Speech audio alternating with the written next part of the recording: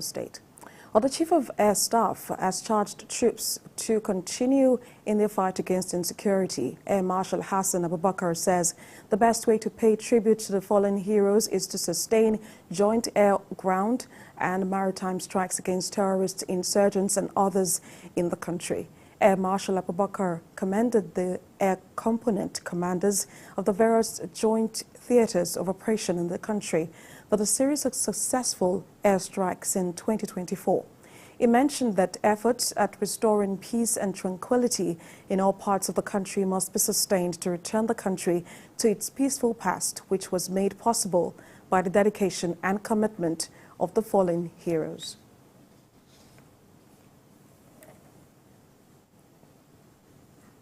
And in commemoration of the Armed Forces Remembrance Day, a church service was held in Abuja to honor personnel who died in the line of duty while combating various threats to national security. Correspondent Sifon Essien reports. It's the last but one event to commemorate this year's Armed Forces Remembrance Day celebration. The National Christian Center bustles with activities. Hymns fill the air.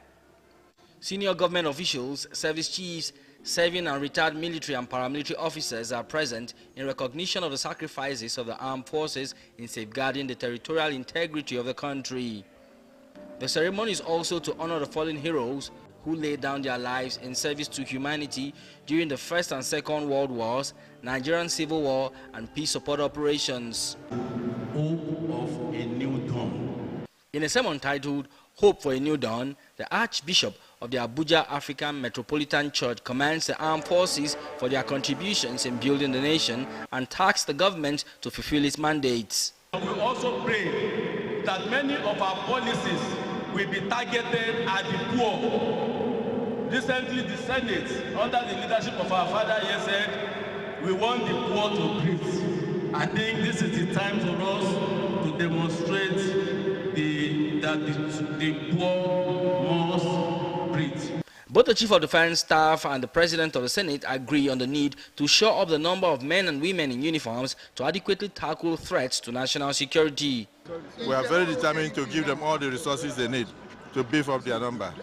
They don't have enough strength to combat the current situation we are finding ourselves, and so they are understaffed and they are overworked.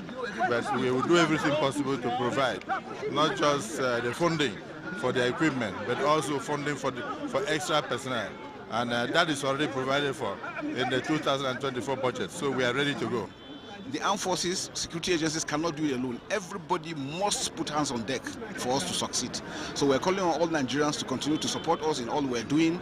We might make mistakes, but they will never be deliberate. And we assure you that the government of the day is giving us all the full support that we require. Activities to mark this year's celebration will culminate in a wreath-laying ceremony at the National Cenotaph.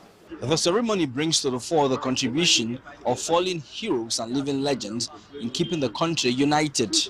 Sifon Essien, TVC News, Abuja.